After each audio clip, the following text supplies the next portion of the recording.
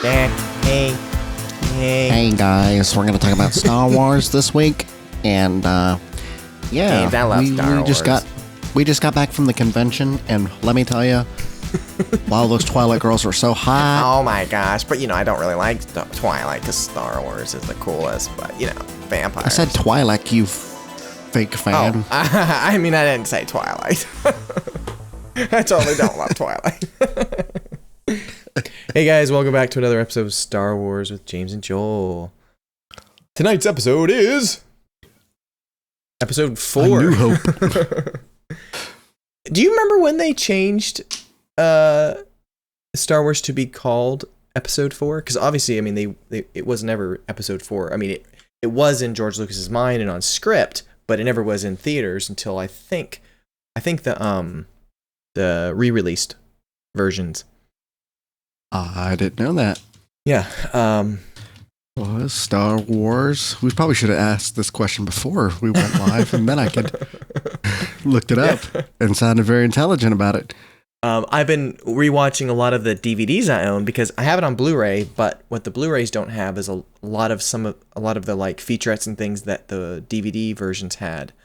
So I've been watching those and some of the commentary, and it's just interesting listening to those. But there was something funny I just watched in, I think it was Attack of the Clones, like the commentary, saying how the start of it, how they had to speed things up. Like the way that George Lucas just uses like random things to just like explain stuff. He's like, well, I need to have the start be kind of interesting. So we just, we thought we just have the whole Padme is not who she is. And like, if you watch that start again, it's really funny, like seeing how Padme gets off the plane when the ship lands and she keeps her helmet on the whole time. Like, hey, let's keep the helmet on until the other ship explodes, which, kills the other senator or the fake senator. And the thing I'm thinking is like, could you not have had the ship, like the big ship land and the small ships land and it explodes, like do it at the same time so it doesn't, she's just standing there with her helmet on the whole time. Like it's just so awkward. And the guy has to say, I guess there was no problem at all. Blow up. And then why are we talking about Attack of the Clones? Let's talk about a new one. Well, thank you for joining us for Attack of the Clones review. In our next episode, we'll be talking about A New Hope.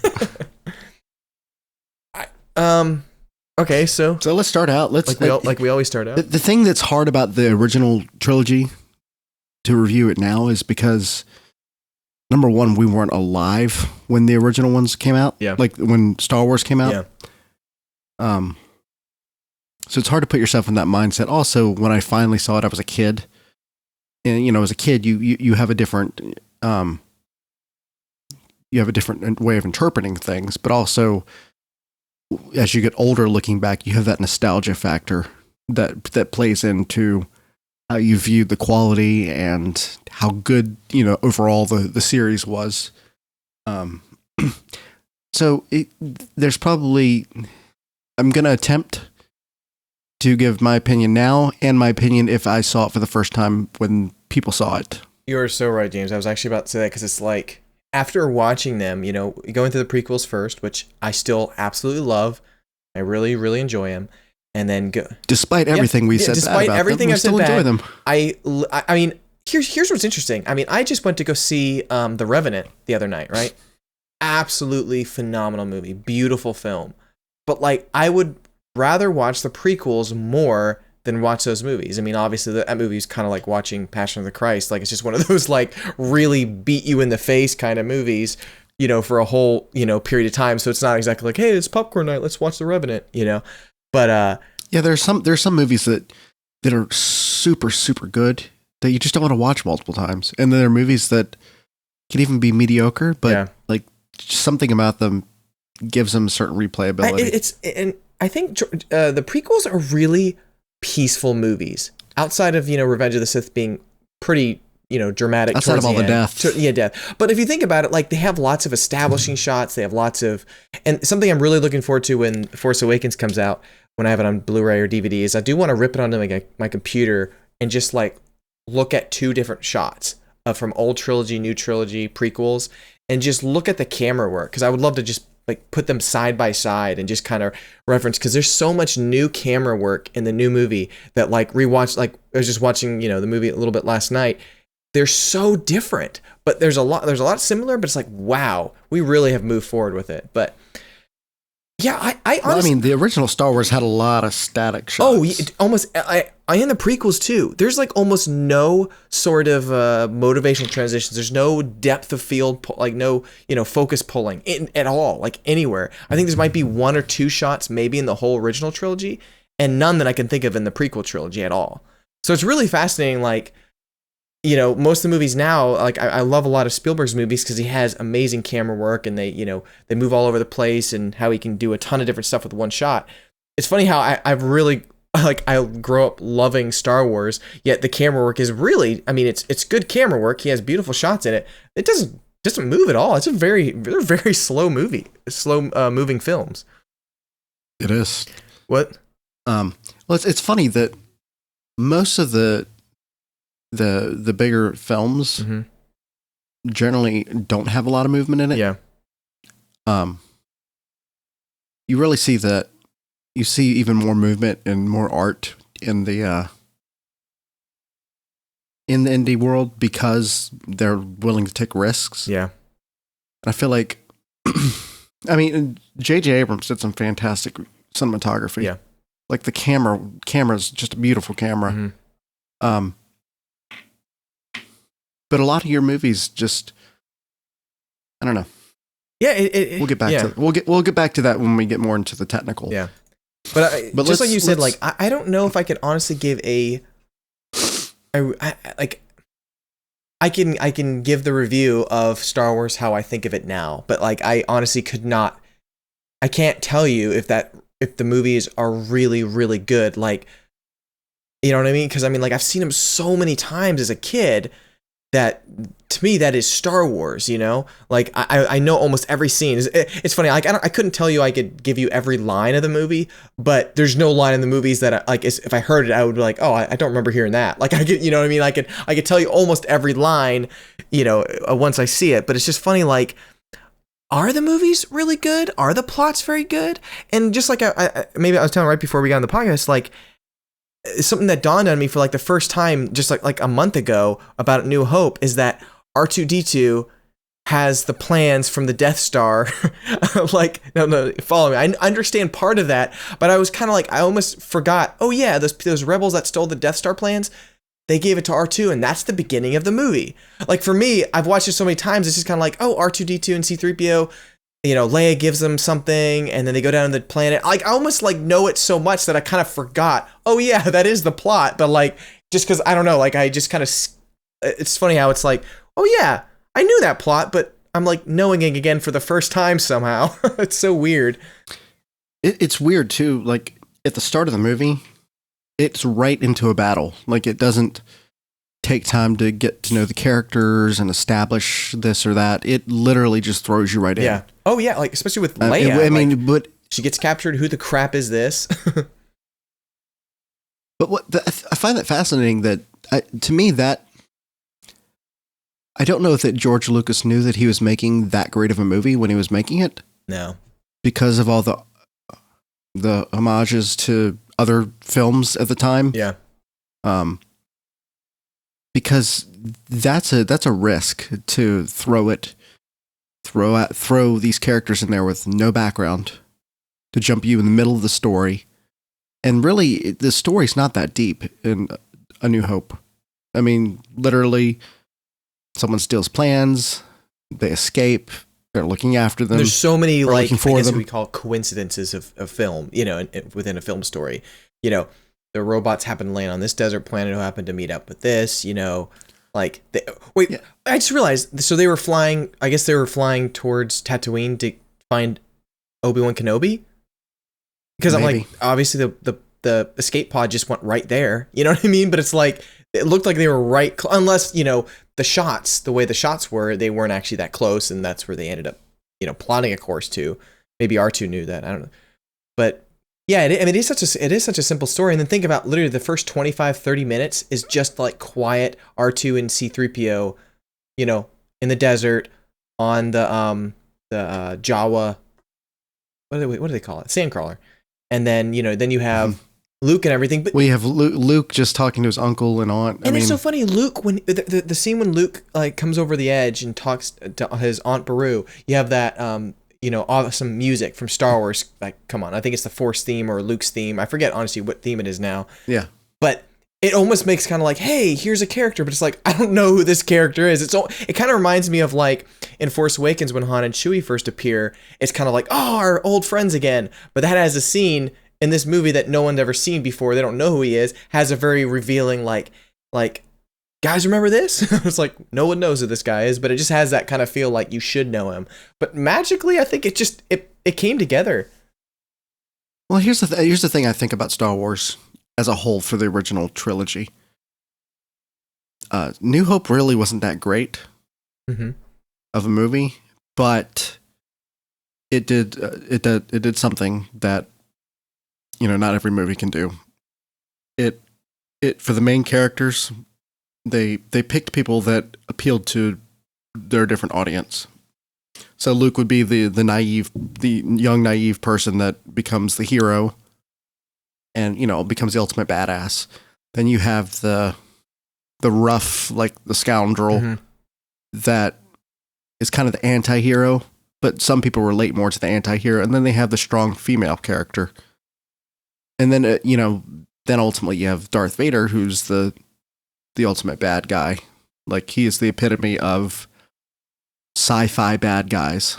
And usually when you see that in movies, it's just like a lot of sci-fi movies, you have a leader of a group that is a little more charismatic than the other people that all kind of congregate under him. Yeah. But to me, Darth Vader stood out so much against the background of the stormtroopers and stuff like that, that I think it made him more just charismatic, even though he didn't really say that much, but you're drawn to him as a bad guy. Yeah. Sorry.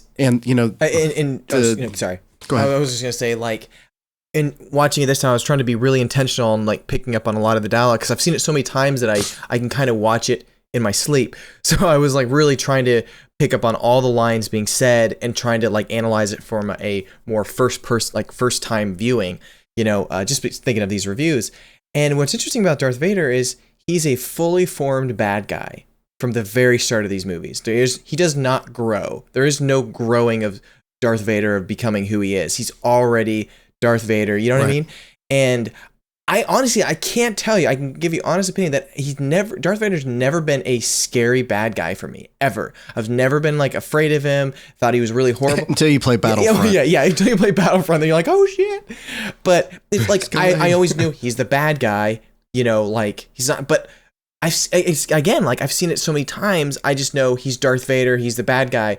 But from I can't go, oh my gosh, who is this guy? He's gonna hurt somebody. You know what I mean? Like it's hard for me to give an accurate representation of like, is he actually a really good bad guy? I don't know. I really don't know, because I've just seen it too many times that I can't tell you, is that actually really threatening? Does this I know his Darth Vader voice and the breathing, and it's I've seen it so many times, played video games, but from now watching Force Awakens, having a complete fresh experience of meeting a new bad guy, I can say, oh, Kylo Ren felt really threatening, whereas Darth Vader, I can't personally give he seemed really threatening, because he never seemed threatening to me. He just always seemed like a cool bad guy, but not actually really, really bad.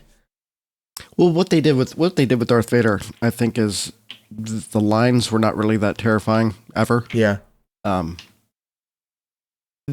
think they focus more. I mean, the look itself is amazing. I think, especially for that time period, it just to get a tall actor that's just looking over everyone else essentially. And the all black, the breathing sound. The breathing sound itself is a brilliant addition, I think, to a bad guy. And then the theme music, I think, makes him more terrifying than anything. The lines were never really that great, except for the little things that he would say. You don't know the power of the dark side. Those are the kind of things that, like, oh, I know that there's more to him. I know there's more badass to him. He's just not showing it right now. Yeah, and but you look at a character like, I don't know, Dark Knight. You look at the Joker. that was more of a played up character with lots of lines, and I don't know, just it seemed a lot more complex. Yeah, okay, here's something I remember noticing this time watching through it. I love that about the original trilogy and just about the universe he was creating, is that in the very start, you know, like the audience knows Darth Vader is the main bad guy, except you have General Tarkin in the very first like meeting, you know, politic type scene, is he's telling Darth Vader to kind of stand down. Like I think that was such a huge, like, awesome thing, which makes him unique. And that, you know, and people always like, you know, like, what's so cool about Boba Fett and stuff? Well, I think people pick up on this stuff, even like Darth Vader, but with Boba Fett, how, you know, he's someone who backtalks against Darth Vader, you know? So that was a badass thing. And I think the same with Darth Vader's, okay, he's bad, but yet you have these other people that are pretty badass too. And I always thought, like, as a kid, like, oh, General Tarkin is kind of awesome just because he's like, he doesn't have Sith power. He doesn't have any Jedi powers. He's saying straight up to Darth Vader that you practice some old abandoned religion, you know, and you're the last one like alive, basically. And I'm just like, the way I just think that was really unique, you know, as a character that was like, oh, where'd this guy come from? And like, he's bad, but you know, he does draw the line somewhere, and I think that makes him mysterious, and you want to find out more about him. The thing I find funny about A New Hope is that, of all the movies in all the series, that is the most standalone movie. Mm-hmm. Like, I'm assuming since it was their first one, that they didn't know if they were going to get a sequel. Oh, yeah. They didn't know how the public was going to react to it. And so it starts and finishes.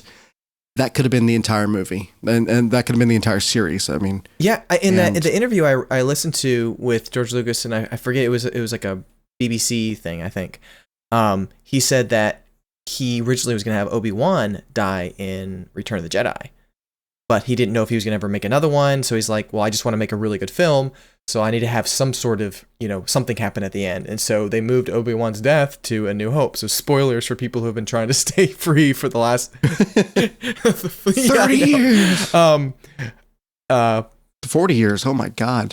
It's almost 40 years. Speaking of which, spoiler free, there's apparently some guy, I read an article the other day that he's like, apparently my friend stayed spoiler free and just watched Star Wars, and he was like, holy shit, Darth Vader's Luke's father? Like, he never knew. He's like, dude, did your friend live in a cave? We've landed on the moon. Yeah, so I think that was interesting. Like, yeah, it definitely is a complete standalone movie. And I think in a way, Phantom Menace is, but, you know, from George's perspective, it's a poem. It rhymes. You got to do everything the same. But yeah. So, you know, okay, from the start you have the droids and everything, and then you get an introduction of Luke, and then you know, he wants to go fight in the rebellion. And did you ever watch the deleted scenes on the Blu-ray, James? Because there was one that it's really funny. You should look up on YouTube sometime. There's a scene with Luke and his friends in like a bar, and with power converters. And it's actually a really hilarious scene because it does, like, honestly, whoever edited Star Wars is the one who made Star Wars. Like, obviously George Lucas created a great idea, but the movie was such a crappy edit originally that like everyone hated it. No studio wanted it until it finally got fixed in editing. But there's a scene with them like drinking and they go outside, but the one cool part of the scene is they're looking up and you see starfighters way up in space, like just explosions and stuff. And they're talking about joining the rebellion, and that's how I think Biggs, Luke's friend, that you only see like for a short period of time in A New Hope. Only now, because the DVDs and Blu-rays, when it re-released, they added that scene in, but it originally wasn't. But yeah, it was just kind of a cool scene. But it was so funny because the start of it is like I was just like a teen drinking movie. It just didn't make any sense. Like, what the heck is this? It is interesting to watch A New Hope and the entire new trilogy, having seen the prequels now. Mm-hmm. And someone actually did an edit on YouTube, which was kind of cool, where Obi-Wan is talking about Anakin Skywalker. Oh, dude, I saw that one. Is that the one that flashes back to? He's like, he was an old, like, good friend or something like that. Oh, yeah, and it's really funny cool. Because that's what I'm thinking. Not those specific shots, but that's what I'm thinking now as I'm watching this. I'm seeing it, even though it was done in opposite order. I'm seeing it as a complete story now. Yeah, which is kind of cool to think of Anakin as being Darth Vader, but the Anakin that we've actually seen and known and seen in 3 films. One of the coolest, earliest scenes in A New Hope, for me, it's always been one of my favorite scenes, and I love that they used the clip of it for when they were teasing Revenge of the Sith back when it came out in 2005, was when Luke finally goes to Obi-Wan Kenobi's house, after being rescued from Obi-Wan Kenobi, and, from what was I going to say? Not Sand Raiders. What are they called? Gosh. Sand people. Sand Raiders. I'm thinking of Fallout. And he takes him back there and he tells him about, your father wanted you to have this. I've saved this for you. And he opens his old, chest.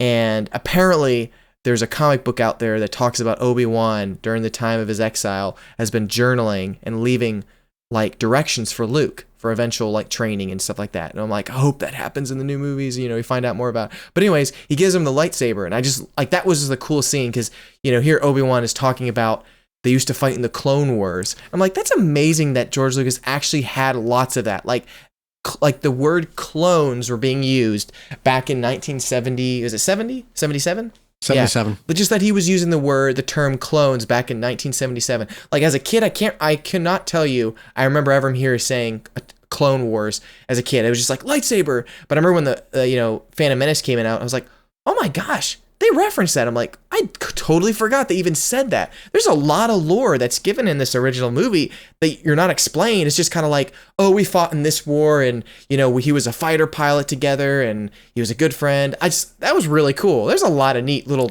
tidbits he added in there that didn't need to be explained yet, but really helped create Star Wars feel like a real universe somewhere. Yeah. Well, it's funny though, I'm sure you've done this too, is to think of those references and then compare them to what the prequels explained.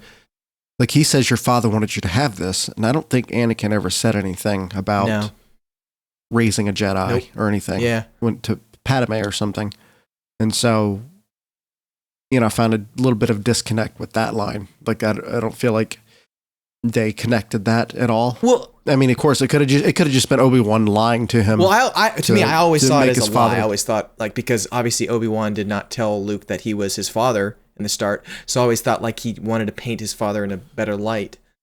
But as a storyteller though, they could have. But even still, he wouldn't have known anyways. I mean, he didn't know that they was pregnant until the last fight. Yeah. Until the last scene. Well, no, he did find out earlier. He did find out earlier in Revenge of the Sith. It was 40 minutes in, because Padme, they were talking against some pillar, and she tells him, so just that he doesn't not know that. No, Obi-Wan. Oh, you mean Obi-Wan? Yeah, sorry, Obi-Wan. Yeah. Mm-hmm. Okay, you're right. So they wouldn't really had much dialogue. Yeah. Did you see the clip of when he's talking to Luke and he's like, and he was a good friend? It just cuts to him slicing him up. I just died because it's goodbye arms and legs. It's just he was a good friend. Oh my god. Yeah. Okay. Then they go from there after Luke finds out about the stormtroopers and everything. The Empire looking for the droid for R2. He goes back, sees his parents just burnt to a crisp. It's funny. I'm I think if my parents knew that was in there, that scene, I remember every time I watched it on VHS, I would either pause it before that would happen if I saw my parents around, or I would skip past it really quick because I'm I swear if they saw that, they'd be can't watch this movie anymore. But you see crispy dried bones, flaming. I'm oh my gosh. Somebody burnt Uncle Ben. Oh, yeah, the toy. Yeah, and that James, was that scene not amazing though? When Luke's looking down, his face is down, and he looks up, and he knows what he's supposed to do. It was just kind of I gotta embrace, the Force now, and do something with my destiny. The music was so cool though. I'm torn. What's that? The shots were fantastic with the silhouetting look of him on that sky with the 2 stars. Yeah. He didn't look very devastated. His aunt and uncle that he has known his entire life were essentially his parents. I mean, there's nothing different about him being, a nephew versus a son when you've spent your entire life raised by them. But he's just there's nothing here for me now. If your parents were brutally murdered, I have a feeling, you'd be like devastated. And so, I don't know. It's funny. This is like the first time I think I've ever really thought about that in that way. To me, it's funny, when I always watch it, I never liked Aunt Beru and them because they were always so annoying. You know what I mean? Like just because their characters are kind of unlikable because they're always holding him back, kind of stuff. Or like any scene they're in, it's like, nope, you're gonna stay here and be a moisture farmer for the next couple seasons. So, but yeah, you're right. Yeah, like. I mean, he might as well have just said, "Oh, solves that problem." Like, oh, great! Can't wait to learn about the Force and be a Jedi. They were gonna make me stay anyway. Goes down, so I mean, it's probably best that they're crispy now. He's like walks up to, looks like he's gonna cry, loots their bodies, leaves, steals the gold chain. Yes, it's funny. It's funny the contrast of him versus, say, Anakin.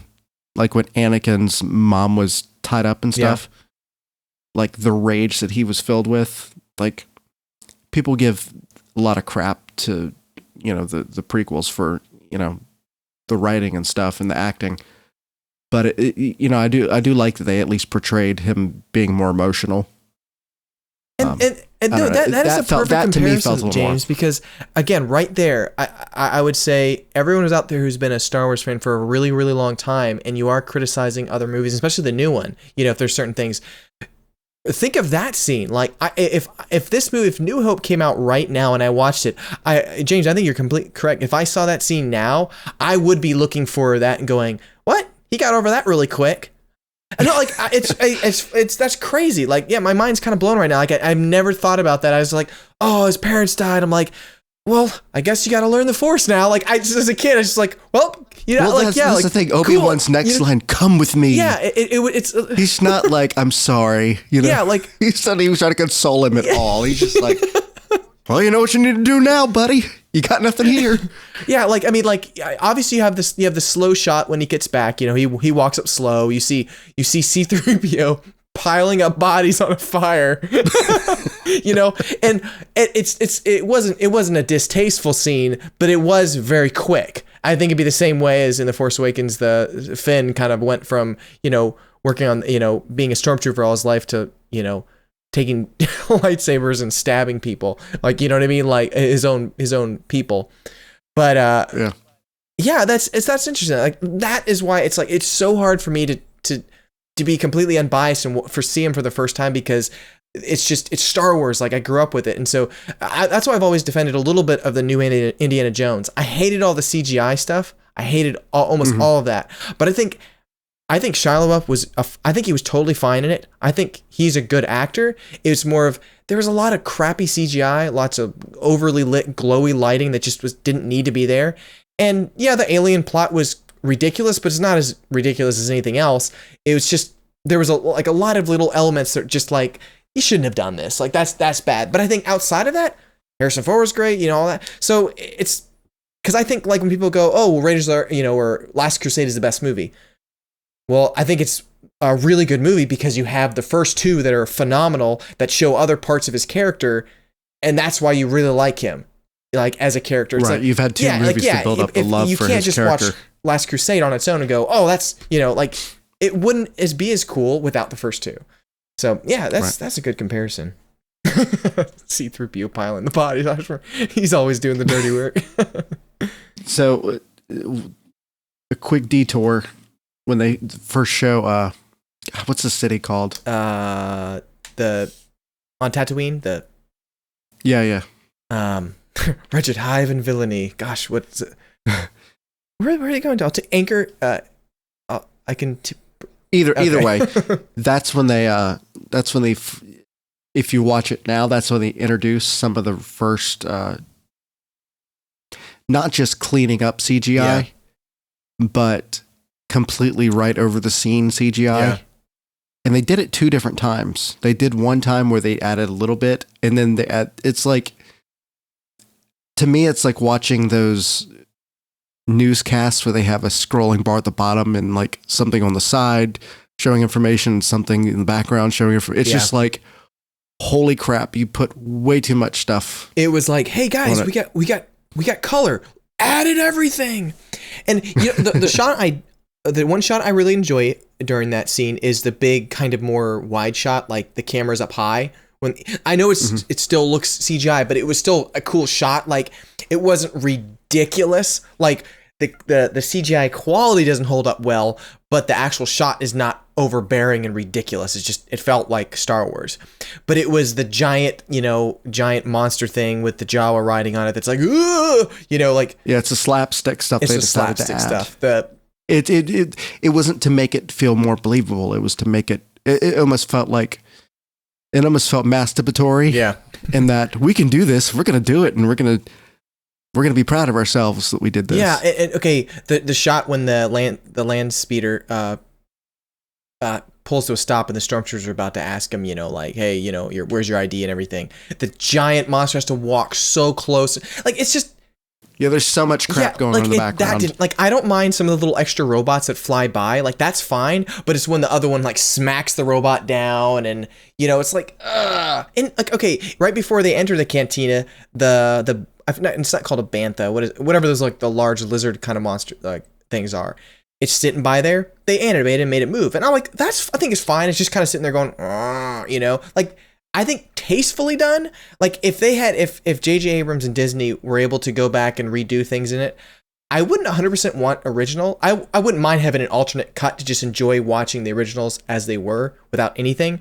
But I would love to have them take out, masks, take out the nasty blue screen you can see now. Like to me, it's like it frustrates me that I can still see the matte lines around stuff. But like, just clean that up. And even the Jabba scene where they added Jabba, if they could redo that again. Well, he looks so freaking small. Yeah, he looks small. It doesn't, looks really bad. But that scene as a whole, I think was cool, And then he steps on his tails like, "Rrr." It's just slapstick. When Han Solo like steps up, he's like, whoop, whoop. Like, how do you make something like that and go, no, that looks completely real to me. like can't see something got switched there. Just wait till we get to Return of the Jedi. Oh gosh. But anyway. But yeah, so that introduction of Han Solo, and then honestly, Obi-Wan. I have to say Han Solo was the only person who really came across. Well, I mean, Alec Guinness is his name Guinness or McGinnis?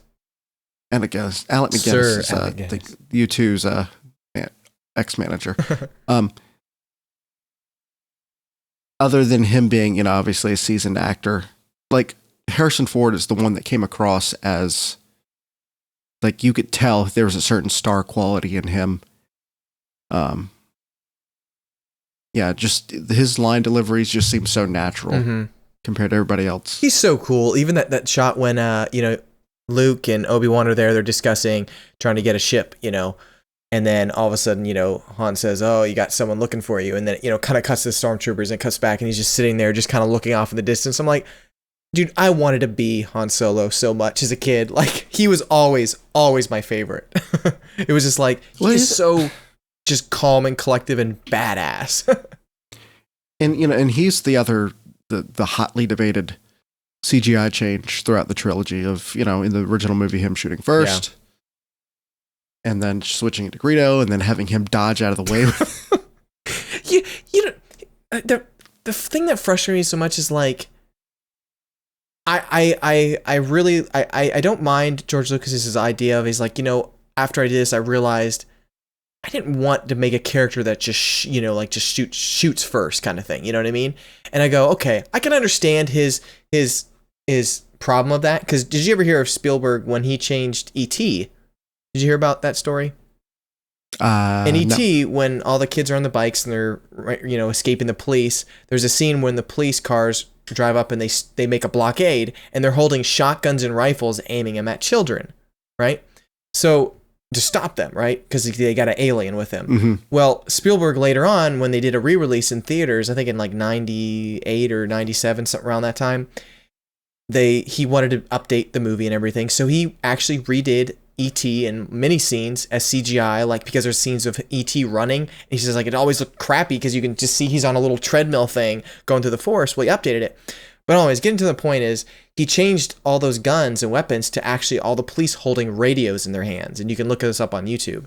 They all have radios, and they're holding flowers. Yeah. His statement was, he's like, I was basically a kid when I made this movie, and now growing up and having kids, he's like, what was I, what was I doing having them like aiming rifles at kids, He's like, I couldn't help but think like, be a parent seeing it now, and that's why I made a choice. He's like, but then years later, he's like, people were like really angry because like, why would you change that? It's so silly. It makes sense, you know what I mean? But it's like, you are ruining a bit of the movie. Like, as much as you love your kid and you wouldn't ever do that to your kid, the reality of the movie is different than you're just straight up how you would act in, personally. And so for the Blu-ray that I own now, they undid all the changes, and it's just the original version and stuff. And it's just interesting, but right. They had to. So Greedo like shoots really fast, but the best part is it's not like James, if we had to redo that, I would shoot something differently, showing Greedo did something that, was about to like pull out the gun, aimed it at him, and then Han shot him from underneath the table, So it's right. But it's like, nope, we'll have him shoot a millisecond later. And his head just goes to the left and dodges the bullet. Han Solo didn't start out the hero. Yeah. And he didn't really stay the hero, or he was never really the hero. Oh, he abandoned them. Through any of the scenes. He was always conflicted about personal gain versus doing the right thing. And so I feel like taking out that shot or changing that shot actually takes away from the fact that you want to have an anti-hero. Yeah.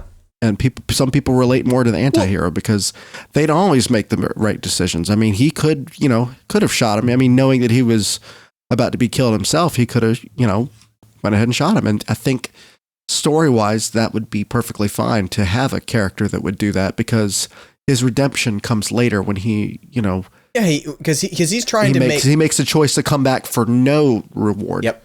Yeah, and I think what's frustrating is, it's like, yeah, that's what makes Han's character really interesting, because it's like, okay, he cares about number one himself throughout the whole movie. He's like yapping at Leia the whole time, sarcastically and angry at her, just pissed that he has to get out of his way and risk his own neck for saving someone he doesn't care about.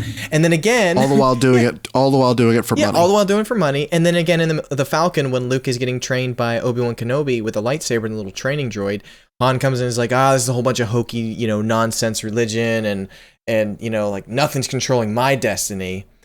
But now we know, James, Han is a freaking Force user. If he can dodge the laser blast from Greedo. I know. I mean, not even that. He can his discs can come out of alignment to move his head sideways without even moving his shoulders.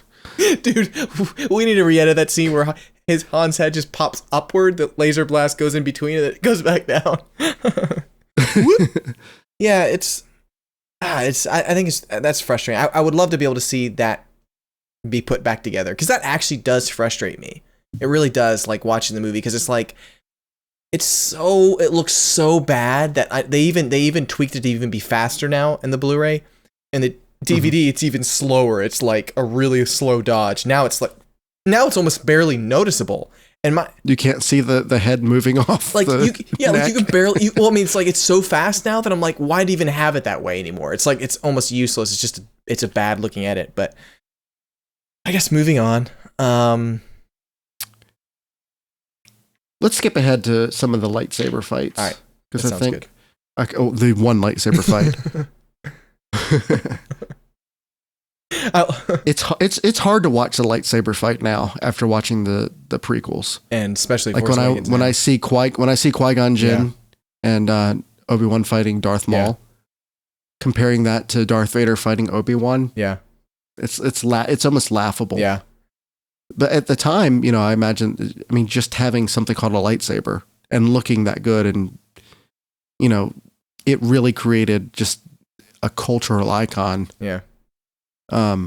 Just the sounds, and so many people have replicated that, in home videos and stuff like that. It's that's one of the most memorable things in films, I think, is the actual lightsaber. It's pretty crazy how the fight was really bad. Oh yeah, and it's funny. Like, I love like some of the not the theories, but just more of like part of it makes sense. Which here the funny part is when it was being made, none of this was ever being thought about. So the people that are like, but hey, they're older people fighting. Well, yeah, that makes sense. They're gonna fight slower. Like if Darth Vader and there's no other Jedi around. No, it makes sense that Darth Vader. Anakin's not that old. How old? No. He would be? No, he'd be 30 years older. Yeah. Luke wasn't 30 years old. Oh, you're that's thinking true. You're thinking the new thing. He'd be. Yeah, I guess he wouldn't be that much older. He'd be in his 30s. I mean, yeah, I think he'd be okay. Yeah. Well, Mark Hamill is 1 year older than Alec Guinness in Force Awakens. Did you know that? Then Alec Guinness was in A New Hope. So yeah, I mean, obviously, more of it comes down to filmmaking quality, like what they were able to do at the time. But you know, in some way, it's like, okay, they're a little bit older fighting. They haven't fought any Jedi for a long period of time, maybe. But mostly, it comes down to they didn't have the technology or the ability to do it and the budget. But it's still enjoyable. Like the story was great during the whole thing, you know. And then you have Obi-Wan who says, you know, you'll strike me down, I'll become more powerful than you can possibly imagine. And it's funny, as a kid. Like that, I mean, it's always happened, but man, after seeing Force Awakens now, I'm like, I wonder how much more the actual Force and that they can turn into Force ghosts that's going to come into play, you know? I hope it does, because honestly, I think he'd be more powerful alive. I mean, with the exception of talking into Luke telling him use the Force, I mean, he could have been training him. He could have been fighting alongside him. I mean, I feel like he was probably more powerful alive than dead. He's probably a more annoying dead. Luke's like trying to sleep. Luke. Obi-Wan, go away. Jedis don't waste time sleeping. You should be training. Shut up. James, you'd be so annoying as a Force ghost. I'm like, James, I'm trying to edit. Stop touching yourself. James, why are you watching me? Don't think about your mom naked. Don't do it. Don't do it. Oh, you're doing it. So yeah, I mean, again, I my theory of it being a standalone movie, yeah, I think makes sense. That, yeah, I mean, striking him down, he didn't become more powerful, but his guidance while he was flying, I guess, helped destroy the Death Star. Yeah, I mean, well, I think that meaning had a lot more to do with it, you know, very much like a martyr, like the same way, you know, certain martyrs, when they die, like, you can't, like, destroy, like, once something starts rolling, like an idea or, you know, a movement, like, it does become, just because you die, it's not going to stop, you know, whatever, people are going to be brave and they're going to fight for freedom. I hope mine do when I die. What? I hope everybody's ideas stop when I die. Just stop it. I'd be like, oh, the dream died with him. That's more honoring when I die than if the dream lives on. Yeah, New Hope has never been my favorite Star Wars movie ever. Like, I've really enjoyed it. I would put it. There are things I liked about A New Hope better than Return of the Jedi, yeah. And there are things I liked about Return of the Jedi more than New Hope. Yeah. But Empire Strikes Back definitely beats both of them, hands down for me. But we'll get to that on the next one. I could talk at length about it. If I can mention one thing towards the end of A New Hope, when Luke sees Obi-Wan die by Darth Vader, spoilers, I love how Luke becomes an absolute dead shot and just kills every last one of those stormtroopers. Like, they all like turn extra red too when they got shot. I always wondered if that was actually had to do with like the Force or anything like that. But I'm like, you know, is it the dark side of the Force aiding him? That would be awesome. But anyways, like, he shoots perfectly, right? So I just want to bring these elements up because when we do get to the Force Awakens and we have some, I think when we go through it, when we criticize the whole thing, no, when Jar Jar appears, I want to be able to have a rebuttal. No, but like, there's a lot of things in the original trilogy that you're kind of like, oh, that happened fast. But again, it is a movie, you know, and like it's hard because it's like Star Wars, you know, George Lucas got a lot of inspiration from the old serials and stuff. He wasn't exactly trying to make a mirror image of Flash Gordon. In one of the interviews I listened to, because I always thought, oh, he just wanted to make it look like that. He's like, well, if I were to make a Flash Gordon movie, I would take away Flash Gordon. I would take away a lot of how the shows are. He's like, I just liked how it was like a an adventure of the week, and it had the scrolling text, and you would just kind of got tossed into this, and it wasn't so serious about every sequence. It's like the bad guys just got out of like they escaped. It's like, well, how do they do that? Did they use a grappling hook with a such and such tether? Dude, the tether, it just worked. The rope, it was strong enough to hold them both.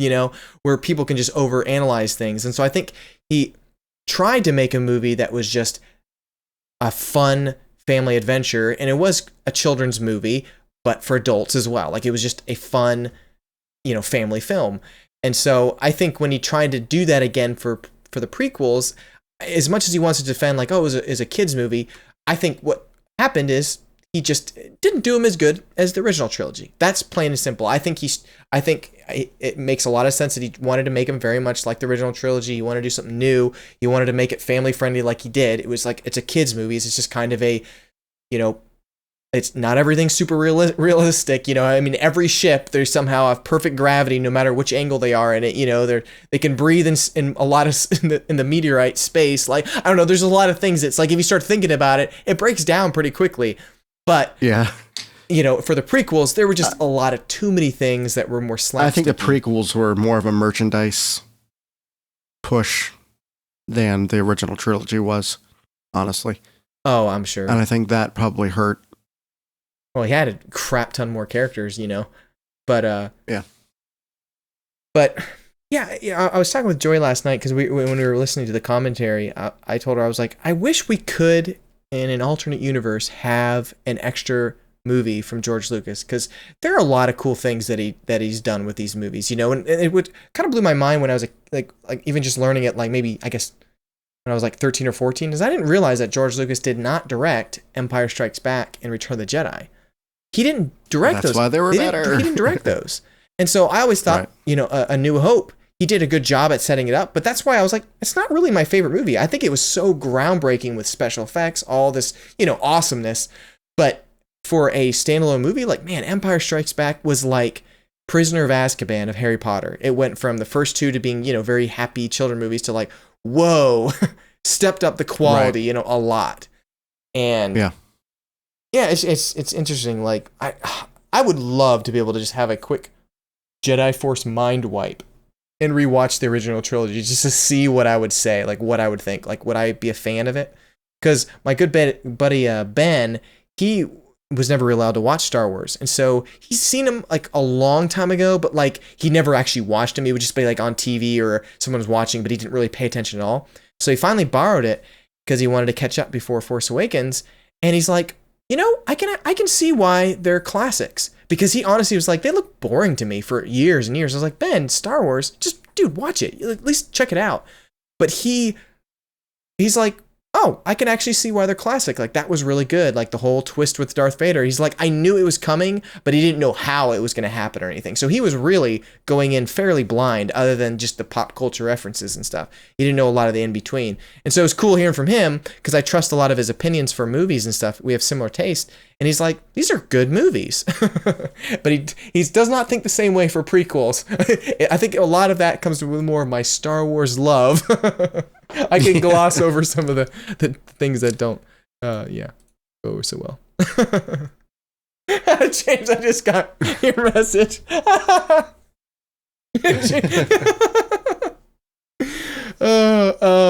Let's see. Okay, we'll wrap it up. James has to pee. Yes, I do. So I just see the message. I'm like, who's messaging me? It's like, let's wrap up. I gotta pee. It's like the comments are getting so much like quicker, more succinct. Okay. I do want to make one last comment about the movie. The special effects for the time were fantastic. Mm-hmm. Not quite as good as like Space Odyssey, like as far as being groundbreaking, but it was pretty damn groundbreaking, and I think that's what cemented its place. Now, whereas you had like the Flash Gordons that did space and all this other stuff, their practical effects in the movies they went to such great lengths to make it believable that I think in a lot of ways it still holds up today. I mean, you watch it now, you see certain things, but when you see the first destroyer flying in, it's like, holy crap. Next time you watch it, James, maybe I guess hopefully this doesn't ruin the movie for you. But this was a really cool thing I never noticed before. But now I can't unsee it. But it's actually it doesn't ruin it, but it's pretty cool. When the X-wings first fly into the trench, the Death Star trench, there's a scene where the camera is kind of wobbling down, but then there's a laser blast that flies past the camera. Watch when that happens. As soon as it flashes, what's happening is the model goes from a low version model where the camera's farther away to a close-up model. It's really cool. You can see all of a sudden it just changes in that flash. And I was like, that is a cool editing trick. That was really smart to hide. You know, they did a lot of just brilliant practical effects. And Porkins. I mean, you just can't beat that character. He was doomed from the start. I'm okay. Pull up. I can hold it. But yeah, overall, it was absolutely delightful to watch that movie again in Blu-ray because I have not seen it. I bought the Blu-rays in 2011. And I said, I kind of watched some of the commentary, but as soon as I heard in 2012 they're making new ones, I was like, I'm waiting till 2 months before I see the new movie to watch them. And it was really nice seeing it in Blu-ray. So yeah, but, we're gonna have lots more to talk about. Probably New Hope as we go into Empire Strikes Back and then we'll talk about Return of the Jedi, and then we'll talk about the Christmas special. Dude, I watched that whole thing. It was a nightmare. I couldn't even. Dude, it was a nightmare. I couldn't sit. We'll talk about it. I'll watch it and we'll do a review. Well, thanks guys for listening. Thanks for listening, guys. See you guys.